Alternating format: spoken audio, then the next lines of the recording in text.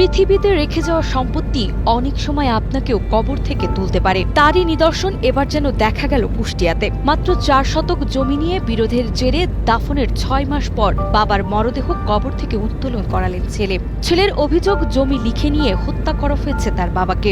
আমার আসতে না আসতে ওনারা আমাদেরকে ছাড়াই আমার ফুবারা মাটি দিয়ে দিবে, উনি আমাদেরকে দেখতে দিবে না। আমি আসছি, আমাকে সর্বোচ্চ সময় দিছে 5-7 মিনিট। এর ভিতরে ওনারা তাড়াতাড়ি করে লাশ দাফন দিয়ে দিছে। দাফন দেওয়ার পরে আমরা যখন আসি তখন শুনি যে আমার বাবার কাছ থেকে ওনারা সম্পত্তি সব লিখে নিছে। সেই জন্য আমরা থানাতে মামলা করছি। হত্যার অভিযোগ তুলে মৃত সোহেল শেখের ছেলে সোহানুর দাদি ফুফু সহ 5 জনকে আসামি করে মামলা করে। তবে অপরপক্ষের দাবি, সোহেলের স্ত্রী সন্তান তার খোঁজ না নেওয়ায় নিজের ইচ্ছায় মায়ের দেওয়া সম্পত্তি পুনরায় মাকে লিখিতভাবে ফিরিয়ে দিয়েছেন সে। সোহেল বলছে, ভাই আমি একটা কথা কি, আমার বউ ছেলেবেলে আমি তো 7টা বছর এখানে ভক্তি দিই, এরা তো আমাকে কেউ দেখে না।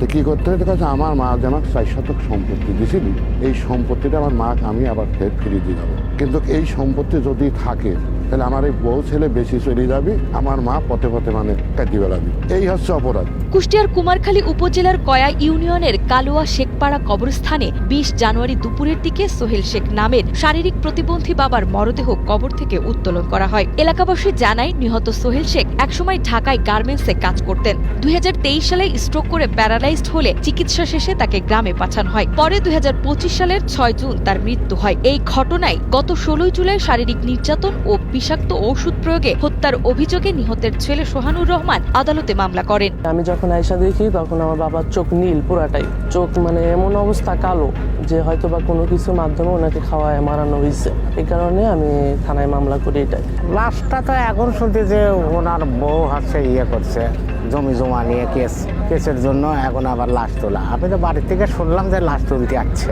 3-4 বছর গ্রামে মানুষের কাছ থেকে চেয়ে দিয়ে চলতো, হঠাৎ করে উনি এই গত বছর আমি কুষ্টিয়াতে শুনতে পারলাম যে সোহেল মারা গেছে। আমি এসে মাটি টাটি দিলাম।